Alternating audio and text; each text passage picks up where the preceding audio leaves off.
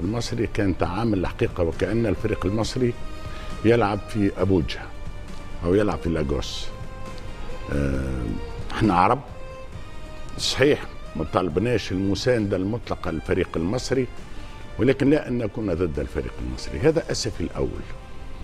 أسفي الثاني، عندما شاهدت المقابلة قلت حرام حرام، لأنه بالمردود هذا رينا الفريق المصري قادر يلعب كورة. أنت في المقابلة متاع نصف النهائي ما لعبتش كورة، عندك الإمكانيات، عندك اللاعبين.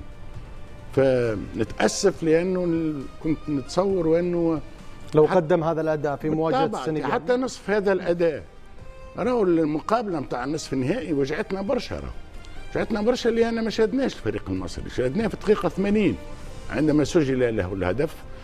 إذا الأسف وأنه الفريق المصري كان قادر وأنه يدافع وربما يصل للنهائي. الأسف الثالث على نيجيريا، عندما أشاهد نيجيريا أسفي كبير بطبيعة الحال، وأنه مش موجود في كأس العالم. تقريبا أحسن فريق إفريقي أداء ورجولة وفنيات هذا كان يكون ربما مع المغرب مع مصر مع غيرهم يكون أحسن ممثل للكرة الإفريقية في كأس العالم. وإحنا نحب نقدموا معناها صورة حلوة للكرة الإفريقية في كأس العالم. أعطاونا 9 مقاعد مش لسواد عيننا، لأن الكرة الإفريقية تقدمت ربما 9 مقاعد ونصف.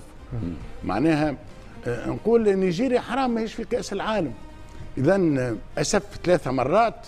هذاك علاش نقول المقابلة صحيح ربما شكلية، ربما معناها للتاريخ، ولكن بالنسبة لي أنا المقابلة هذه أعطتني 3 دروس و3 استنتاجات هامة. مع الأسف هذه الاستنتاجات كانت فيها برشا أسف.